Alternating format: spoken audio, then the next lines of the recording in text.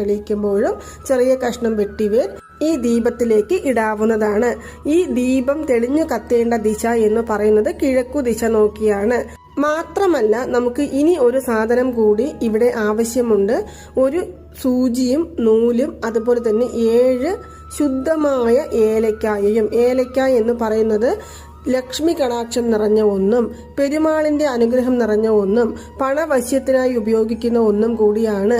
നമ്മൾ ഏതൊരു ആഗ്രഹം നിറവേറിക്കൊണ്ടും ഒരു ഏലക്ക കയ്യിൽ വെച്ച് പ്രാർത്ഥിച്ചാൽ ആ ആഗ്രഹം ഉടനെ നിറവേറി കിട്ടുമെന്നാണ് പറയുന്നത്. അതുകൊണ്ട് നമ്മൾ ശുദ്ധമായ ഒരു ഏലക്ക 7 ഏലക്ക എണ്ണം നോക്കി നല്ലതായിട്ട് എടുക്കാനായിട്ട് ശ്രമിക്കുക. ഈ ഏലക്കയും സൂചിയും നൂലും നമ്മുടെ അടുത്ത് തന്നെ വെക്കാവുന്നതാണ്. വെച്ചു കഴിഞ്ഞ് നമ്മൾ താഴെ തറയിൽ ഇരുന്നു കൊണ്ട് ഒരു തുണിയോ മനപ്പലകയോ ശുദ്ധമായ ഒരു പുൽപ്പായോ വിരിച്ച് ഇരുന്നു കൊണ്ട് ഈ തെളിഞ്ഞു കത്തുന്ന ദീപത്തിനെ നോക്കി ഞാൻ ഇവിടെ പറയുവാൻ പോകുന്ന ഈ മന്ത്രം